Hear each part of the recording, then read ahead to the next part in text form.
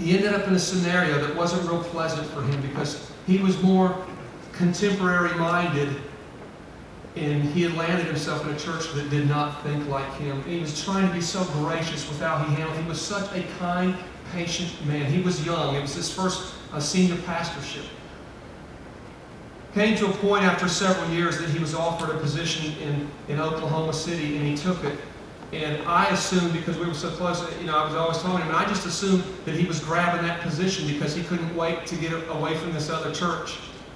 And we were working out one day, and I say, man, I just don't blame you. I'm glad you finally got your opportunity. I bet you can't wait to get out of here and just tell these people to kiss your butt on the way out the door. He gave me the strangest look. It's like, what? I said, yeah. I said, I've seen how these deacons here have been treating you, man. I've seen how they've been treating you. He said, Scott, I'm not leaving for that reason. I just simply feel like that my time here is up and the Lord has called me to this other place, and that's all there is to it. He said, these deacons that you're talking about that's been so mean, he said, these are the people that brought me here. He said, they were very kind to me when I first came here. They did everything they could to help me get settled in here. He said, I'll never forget that. And it just blew me out of the water. It's like, can you not see how they're treating you? But he had the heart of David. He had a revelation of God's goodness, and so he could see the good in others. When Saul was dead, and over time there was a long struggle there with David coming to the place of king of Judah, and then later on king of all of Israel. And there was a lot of Saul's house still left there. There was civil war for 2 or 3 years there between the house of David and the house of Saul before David finally gained complete control in Israel and eventually establishing the capital there in Jerusalem.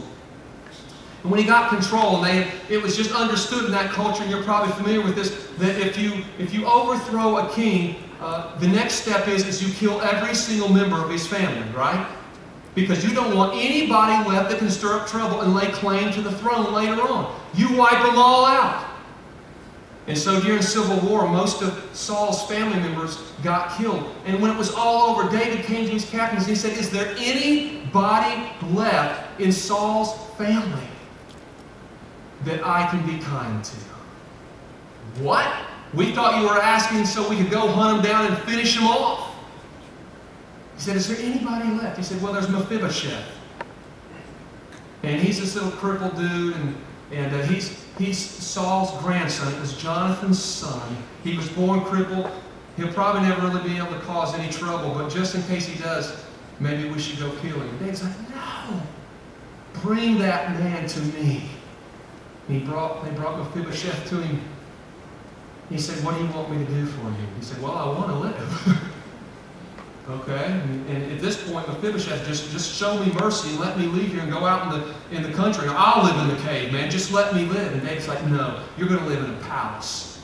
You're going to live the way that a grandson of a king should live. See, David had already revealed his heart about Saul. On more than one occasion, when his captains would say, David, you've got to take Saul out. He's going to kill you and he's going to kill all of us. David said, no, he is the one that God anointed to be king. The Lord anointed him. Who am I to kill who the Lord anointed? And because of seeing the goodness in God and all those around him, he brought Mephibosheth in. And he established him in a palace.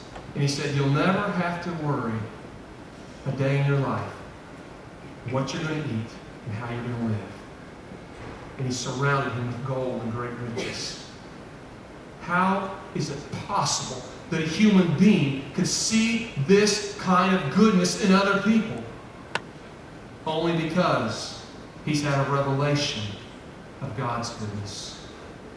Later on, towards the end years of David's rule, he had several kings or several sons, and all of them, of course, vying to become king. He had one son named Absalom. And Absalom was this pretty boy. He had the long, flowing blonde hair, and that was his claim to fame. And he was very renowned because of this incredible head of hair that he had. And for some reason, this son decided that he wanted his daddy's job. And he raised up a band of warriors, and he began to stir up trouble. And he began to attempt to lay claim to David's throne, his own son. And he became so strong and so popular because of his looks, evidently, that he had a lot of warriors that saddled up with him, and they became so strong that once again David finds himself running and hiding. David's men and his captains put together a fighting force, and they fight against Absalom and his army, and they win in the process. David's son, David's rebellious son that wanted to kill David just like Saul wanted to kill David, Absalom is killed. And when the news is brought to David that his son has perished in the fight, David breaks and he begins to cry and weep. So that was my son. He said, I would have rather it been me that died than my son. You mean the son that was trying to kill you? Yeah, that son. I would have rather it been me that died than my son. How is this possible? That any human can see such goodness in other humans when on the surface we clearly see our righteousness is as filthy rags. As Jesus said in his own words, there is none good except the Father. And yet there's something about getting a revelation of the good that's in the Father, that now we look at those who were made in the image of this good God, and suddenly we see past the surface, past the superficial, and we see the goodness in men. It's mind-blowing.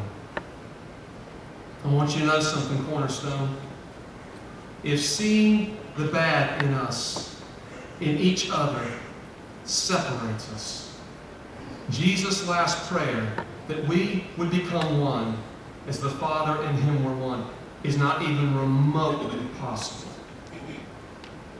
There's not a person in this room that I know has spent some time with, at least for a few years, that I couldn't pull you up today and point out some things in your life that are less than positive.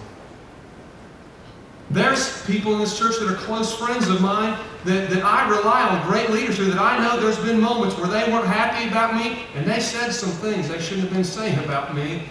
It always comes home. If you hang around me long enough, I promise you will find some things about me that aren't so good. I'm a pusher. Just ask the praise team. It's a miracle every time they show up here. My wife clearly could tell you some things about me that anyone that thinks I'm all that, you probably won't think that any longer after talking with her.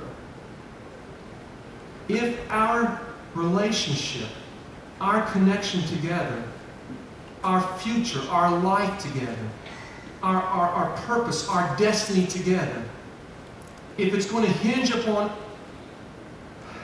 how we see each other just on the surface, we're in trouble. You're in trouble, I'm in trouble. You're not going to like me, I'm not going to like you.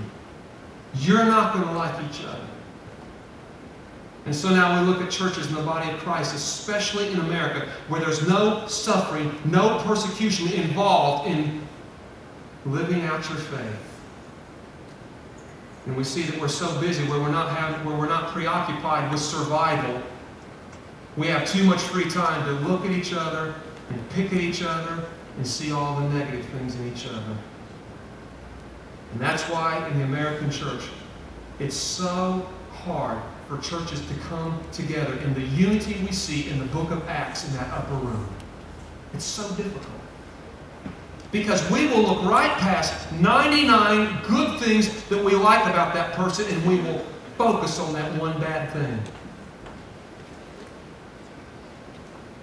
We've got to get a revelation of God's goodness, or we're never going to see the goodness in each other.